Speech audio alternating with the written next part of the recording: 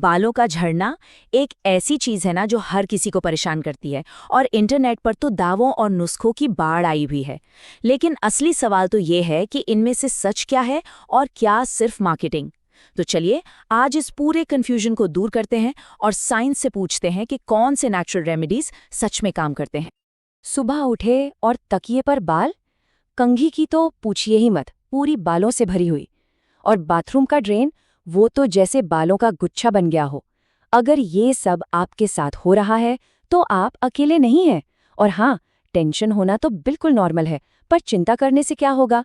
चलिए इसका सॉल्यूशन ढूंढते हैं। तो ठीक है, तैयार हैं? चलिए इस जानकारी के समंदर में एक डुबकी लगाते हैं और देखते हैं कि सच्चाई क्या है और अफवाह क्या। हम 3 सबसे पॉपुलर नेचुरल सॉल्यूशंस को लेंगे और उनका साइंस चेक करेंगे। देखते हैं कौन पास होता है और कौन फेल। सबसे पहले नंबर आता है बायोटिन का। अरे वही जिसे बालों के लिए मैजिक पिल बोलकर बेचा जाता है। मुझे यकीन है आपने भी इसके बारे में कहीं ना कहीं तो सुना ही होगा। पर सवाल ये है कि क्या ये सच में उतना जादुई है जितना इसके बारे में कहा जाता है? अच्छा, देखिए ये बात तो सच है कि बायोटिन हमारे शरीर के लिए ज़रूरी है। असल में ये एक तरह का विटामिन बी है जो बालों, स्किन और नाखूनों को हेल्दी रखने में मदद करता है। और बस इसी एक बात की वजह से इसको मिल गया ब्यूटी विटामिन का टैग। फिर क्या था, पूरी ब्यूटी इंडस्ट्री इसके पीछे पड़ गई। लेकिन अब आती है असली बात। दुनिया की सबसे जानी मानी मेडिकल संस्थाओं में से एक मेयो क्लिनिक क्या कहती है? यहाँ स्क्रीन पर साफ साफ लिखा है, इस बात का कोई ठोस सबूत नहीं है कि बायोटिन सप्लीमेंट लेने से आम लोगों में हेयर लॉस ठीक होता है। थोड़ा चौंकाने वाला है ना? तो आखिर इसका मतलब क्या हुआ? सिंपल, बायोटिन की असली कमी होना, मतलब डेफिशिएंसी, बहुत ही ज्यादा रेयर है। हम में से ज्यादातर लोगों को अपने रोज के खाने से ही काफी बायोटिन मिल जाता है। तो बॉटम लाइन ये है कि जब तक आपको कोई स्पेसिफिक मेडिकल कंडीशन ना हो, नॉर्मल हेयर फॉल के लिए बायोटिन की गोलियां लेना वेल एक तरह से बेमजा है। चलो, बायोटिन की फाइल तो बंद हुई। अब आगे बढ़ते हैं अपने दूसरे उपाय की तरफ, सॉ पाल्मेटो। इसे कहते हैं एक नेचुरल डीएचटी ब्लॉकर। अब आप सोचेंगे ये डीएचटी क्या भला है? वेल, ये वो विलन हार्मोन है जो हमारे बालों की जड़ों को, यानी हेयर फॉलिकल्स को कमजोर करता है और उन्हें गिरा देता है। तो क्या सॉ पाल्मेटो इस विलन को रोक पाता है? सुनने में तो इसके काम करने का तरीका काफी सॉलिड लगता है ना? ये सीधा उस डीएचटी हार्मोन को टारगेट करता है जो मेल और फीमेल पैटर्न बाल्डनेस की सबसे बड़ी वजह है। मतलब दावा तो ये है कि ये सीधे प्रॉब्लम की जड़ पर वार करता है।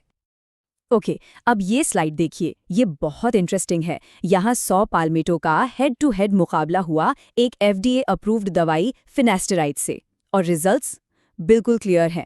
जहाँ सॉ पाल्मेटो से 38% लोगों ने बालों की डेंसिटी में इंप्रूवमेंट देखा, वहीं दवाई से 68% लोगों ने।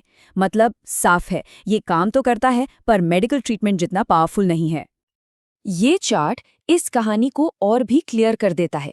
देखिए, 38% लोगों के बाल घने हुए, ठीक है, लेकिन 52% लोगों का बाल झड़ना बस रुक गया, यानी स्टेबलाइज हो गया। इससे क्या पता चलता है? यही कि ये नए बाल उगाने से ज्यादा शायद बालों को गिरने से रोकने में बेहतर काम करता है। और अब आते हैं हम अपने तीसरे और आखिरी उपाय पर, और मैं बता रही हूँ ये आपको शायद सबसे ज्यादा सरप्राइज करने वाला है। ये कोई महंगी गोली या सप्लीमेंट नहीं है, ये है हमारी आपकी रसोई में मिलने वाला आम सा रोजमेरी ऑयल। हाँ, वही गुलमेहंदी का तेल। ये तो बिल्कुल डेविड वर्सेस गोलियत वाली फाइट लग रही है ना? एक तरफ घर का एक सिंपल सा तेल और दूसरी तरफ एक प्रॉपर जानी मानी मेडिकल दवाई। तो चलिए देखते हैं इस लड़ाई में साइंस किसका साथ देता है, कौन जीतेगा। साल 2015 में एक स्टडी हुई जिसने सब कुछ बदल के रख दिया। इस स्टडी ने एक बात साबित की, सब्र का फल मीठा होता है। पहले 3 महीने तक तो सच कहूं दोनों ही ग्रुप्स में कोई खास फर्क नहीं दिखा। आप सोच सकते हैं लोग थोड़े मायूस हो गए होंगे, लेकिन 6 महीने के बाद जो रिजल्ट आया वो कमाल का था। और ये स्लाइड ये उसी कमाल के रिजल्ट को दिखा रही है। 6 महीने के बाद रोजमेरी ऑयल इस्तेमाल करने वाले लोगों के बालों में ठीक उतनी ही बढ़ोतरी हुई जितनी मिनॉक्सिडिल 2% जैसी दवाई इस्तेमाल करने वालों में। हाँ, आपने बिल्कुल सही सुना, एक नेचुरल तेल एक मेडिकल दवाई के बराबर असरदार साबित हुआ। कमाल है। और बात यही खत्म नहीं हुई। एक बोनस भी था। स्टडी में ये भी पता चला कि मिनॉक्सिडिल इस्तेमाल करने वालों को स्कैल्प में खुजली यानी इचिंग की प्रॉब्लम ज्यादा हुई, जबकि रोजमेरी ऑयल ग्रुप में ये साइड इफेक्ट ना के बराबर था। तो असरदार भी उतना ही और साइड इफेक्ट्स भी कम। वाह! तो अगर अब आप सोच रहे हैं कि इसे ट्राई करना है तो इसका तरीका बिल्कुल सिंपल है, जैसा आप स्क्रीन पर देख सकते हैं।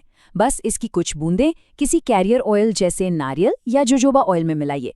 फिर नहाने के बाद इस मिक्सचर से अपने स्कैल्प में आराम से मसाज कीजिए और 5-10 मिनट के लिए छोड़ दीजिए। बस इतना आसान। तो इन सारे सबूतों को देखने के बाद आखिर फाइनल फैसला क्या है? चलिए इन तीनों रेमेडीज का एक फाइनल स्कोर कार्ड बनाते हैं और देखते हैं कौन कहाँ खड़ा है।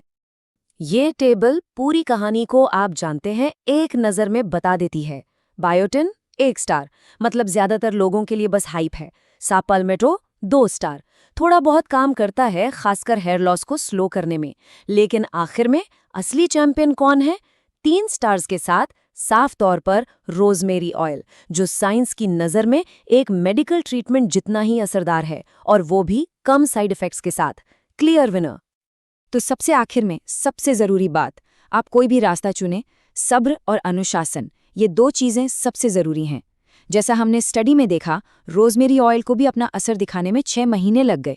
तो असली सवाल अब ये है कि क्या आप अपने बालों के लिए ये 6 महीने का कमिटमेंट देने के लिए तैयार हैं?